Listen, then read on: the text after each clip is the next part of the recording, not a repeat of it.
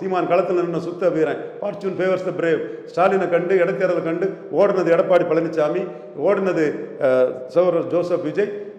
வன்னியர்களை நம்பி விக்கிரவாண்டில் நின்றுட்டு ஈரோடு கிழக்கில் நிற்க முடியாமல் ஓடினது பாஜகவில் உள்ள அத்தனை பேரும். யார்? கல்யாணராமன்லேருந்து, வானதி சீனிவாசன்லேருந்து, அண்ணாமலையிலேருந்து, பொன் ராதாகிருஷ்ணன் இருந்து, நயனார் நாயந்தன்லேருந்து, தமிழிசை அம்மையார்லேருந்து அத்தனை பாஜக தலைவர்களுக்கும் அது பொருந்தோம். நீங்கள் இடைத்தேர்தலில் விக்கிரவாண்டில் சந்தித்தவங்க சீமான் போல்டாக நிற்கும் போது ஃபார்ச்சூன் ஃபேவர்ஸ் த பிரேவ்னு திமுகவை எதிர்கொள்ளும் போது நீங்கள் எங்கே போனீங்க?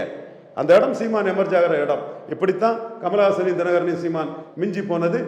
நாங்குநேரி, விக்கிரவாண்டி, வெள்ளூர் இடைத்தேர்தலில் கமலஹாசனும் தினகரனும் களத்தை விட்டு ஓடி பார்ட் டைம் பொலிட்டிஷியன் ஆனதுனால ஃபுல் டைம் பொலிட்டிஷியன் சீமான் எழுப்பினார்.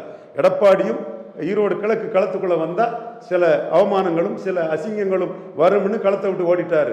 சீமான் ஹரிநாடாரோட நாங்குநேரில் குறைவான ஓட்டு எடுத்தார். ஹரிநாடார் என் தம்பி தான், ஒரு தாதா டைப் தம்பி. ஓகே, அவன் என் மேலே பற்றுதல் கொண்டவன். அவனை நடராஜன் குண்டாசில் போட்டாக்காக தான் நம்மளும் நடராஜனுக்கு எதிரான அரசியல் பண்ணங்கள வரலாறு என்றாலும் அந்த தம்பியோட குறைவான ஓட்டு எடுத்த போது எவ்வளவு அவமானங்களும் அசிங்கங்களும் சீமானுக்கு ஊடகத்தில் காலையில இருந்து